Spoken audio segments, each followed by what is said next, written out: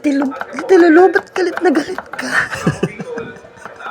Kasi naluto ko na naman kasi kita.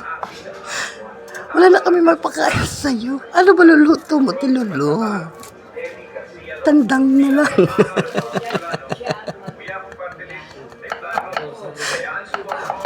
Ubus na yung ostrich, turkey. Ang mahal pa naman nun, akla. Naubos mo. Bawang. Daig mo pa asla. Hala, sino yan? Ay, kala ka sino? Anino lang pala yun. Alam mo ba, akla? Kanina may sumisit-sit. Wala naman tao. Sabi, psst, psst, psst. Di ba narinig mo naman? Ay, natakot ako. Pero sa totoo lang, basta natakot ako pag wala kang kinain. Tandang na lang to. Mukha na nga tayong tandang. Lalaman pa tayo ng tandang.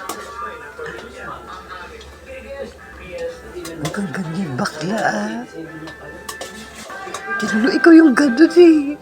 Huwag kang ganun, tilulo. Pati may nalalaman pa tayo. Ubus mo na nga lahat. Di ba pag tandang matigas yung laman? Kaya ako nga pinalambat. Ininit sa tubig.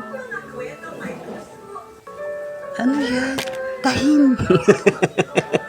Sa Shelly, asukal lang yung tagli-5 piso. Muscovado. O puti. Muscovado. Mas mura. Okra? Okra? Okra? Adobo meron?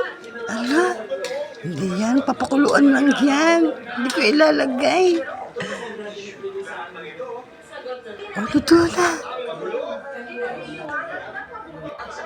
Paano bukas? Eh, syempre, meron pang natira. Mga tahid, palong, tari. Ano ba yan, talunan? Hindi. Mahilig lang kasi si Papa magkatay ng tandang. Kasi favorite nila yun. Pampulutan. Sinabi ko naman sa'yo, pakuluan mo yan eh. Sarap. Kahit na. Manamis-namis, maangang-angang. Salamat, tilulo. Good night. Tapos na kumain. Sige na, bakla. Good night.